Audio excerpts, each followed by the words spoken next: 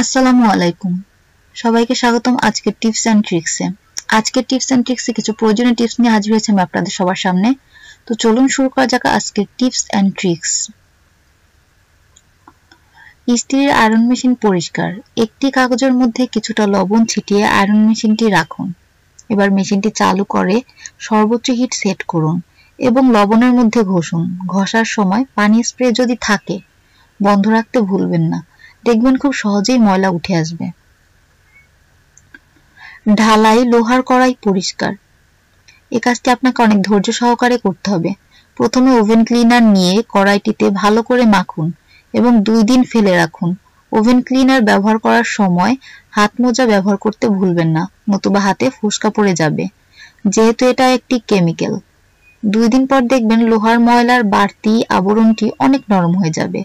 এরপর ভিনেগারের মধ্যে 30 থেকে 40 মিনিট ভিজিয়ে রেখে গরম পানি দিয়ে ধুয়ে ফেলুন।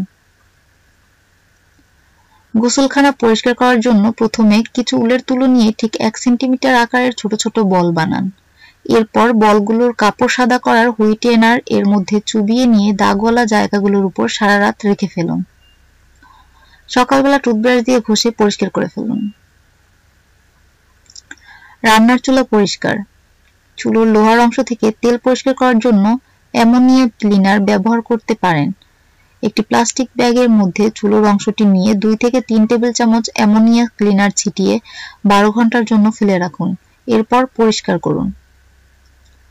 সোফা পরিষ্কার করার জন্য আপনি ইচ্ছা করলেই ময়লা দাগ দূর করতে পরিষ্কার সাদা ব্রাশ নিয়ে অল্প পরিমাণ স্পিরিট মিশিয়ে পরিষ্কার করতে পারেন।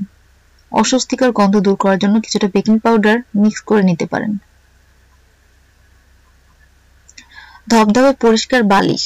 1 cup washing powder, 1 cup dish washing powder এবং 1 কাপ কাপড় সাদা করার পাউডার হুইটেনার ও আধা কাপ বোরাক্স পাউডারের সাথে গরম পানি মিক্স করে পরিষ্কার করতে পারেন। পানির কল পরিষ্কার।